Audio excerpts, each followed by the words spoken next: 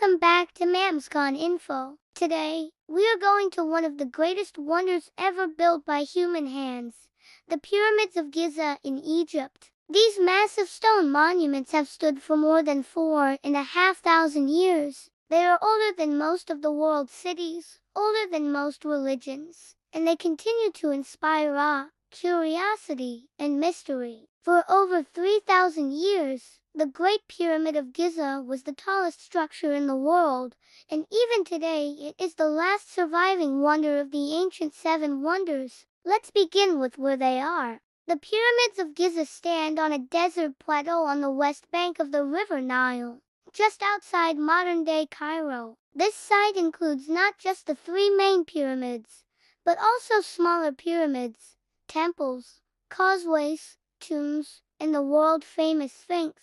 Together, they form one of the most important archaeological sites on Earth. There are three major pyramids at Giza. The first and largest is the Great Pyramid of Khufu, also known as Cheops. The second is the Pyramid of Khufu, the son of Khufu. The third is the smaller Pyramid of Menkaure, who was the grandson of Khufu. These three pyramids were built as tombs for these powerful pharaohs of ancient Egypt's Old Kingdom, around 2600 to 2500 BC. The Great Pyramid of Khufu is the largest of them all. When it was first built, it stood 146 meters tall, or about 480 feet. Over time, some of the stones at the top were lost, so today it is slightly shorter, at about 138 meters. But even now, standing at the base of the Great Pyramid makes you feel tiny. Each side of the base is about 230 meters long,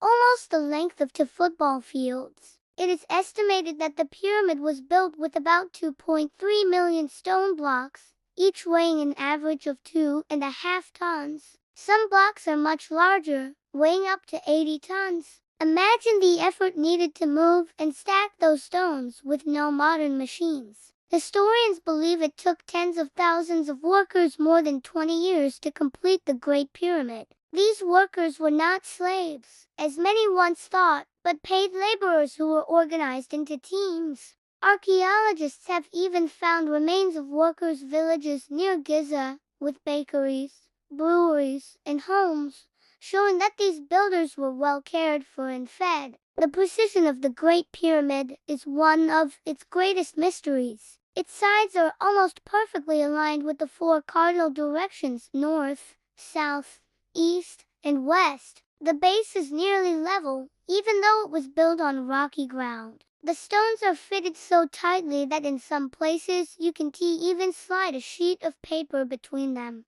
How did the ancient Egyptians achieve such perfection? Scholars believe they used ropes, plumb lines, and careful measurements of the stars. Let's step inside the Great Pyramid. Within its massive walls are a network of passageways and chambers. The most famous is the King's Chamber, where the sarcophagus of Pharaoh Khufu once stood. Above it are small relieving chambers designed to distribute the weight of the heavy stones above so the ceiling would not collapse. There is also the Grand Gallery, a long, high passage with walls rising steeply to the ceiling. Other chambers include the Queen's Chamber and narrow shafts that may have been used for ventilation or religious purposes, perhaps even pointing towards certain stars. Now let's look at the second pyramid, the Pyramid of Khufu. Though slightly smaller than the Great Pyramid, it looks taller because it is built on higher ground. At its base stands the Great Sphinx of Giza, a colossal statue carved from limestone with the body of a lion and the head of a pharaoh. Many believe the face represents Khufu himself. The Sphinx is about 73 meters long and 20 meters high. It is the oldest known monumental sculpture in Egypt and one of the most mysterious. Some say it was a guardian of the pyramids. Others believe it symbolized royal power and wisdom. Over time, the Sphinx was buried in sand up to its shoulders until it was excavated in the modern era. The third pyramid is that of Menkaure. It is smaller, standing about 65 meters high, but still impressive. It was originally covered in granite casing stones near the bottom, giving it a striking appearance. Around Menkaur's pyramid are several smaller pyramids built for his queens. One of the biggest questions people ask is, how were the pyramids built? Ancient writers like Herodotus believed hundreds of thousands of slaves dragged the stones, but evidence today shows otherwise. Excavations reveal organized workers' settlements, bread ovens, and even fish bones and beer jars. This suggests a permanent workforce of perhaps 20,000 to 30,000 skilled laborers, engineers, stonemasons, and farmers working part-time when the Nile floods made farming impossible. As for construction methods, there are many theories. Most believe ramps were used, either straight ramps, zigzagging ramps, or circular ramps built around the pyramid. Workers would have dragged the stones on sledges, possibly pouring water on the sand to reduce friction. Recent experiments in Egypt have shown this technique actually works. The precision and organization required are still astonishing. Another mystery is why the pyramids were built in that exact location. The west bank of the Nile was associated with the land of the dead in ancient Egyptian belief. Since the sun sets in the west, the pyramids are also aligned with certain stars. Some researchers believe the layout of the three pyramids matches the three stars of Orion's belt, linking them to the heavens and the afterlife. When the pyramids were first built, they were even more spectacular than today. They were covered in smooth white limestone casing stones that reflected the sun, making them shine like giant mirrors in the desert. Imagine sailing down the Nile thousands of years ago and seeing these glowing white mountains rising from the sand. Some casing stones can still be seen near the base of the Great Pyramid. The pyramids were more than tombs. They were part of a larger complex. Each pyramid had a mortuary temple near its base, a causeway leading to a valley temple closer to the Nile, and smaller pyramids or mastabas for queens and nobles. Together, these structures formed a sacred landscape designed to honor the pharaoh and ensure a safe journey to the afterlife. Over time, the pyramids were robbed, and most of the treasures inside were lost. Pharaohs after the Old Kingdom chose to build hidden tombs in the Valley of the Kings instead, but the pyramids remained as symbols of ancient Egypt's glory. The Great Pyramid held the record as the tallest man-made structure on Earth for over 3,800 years,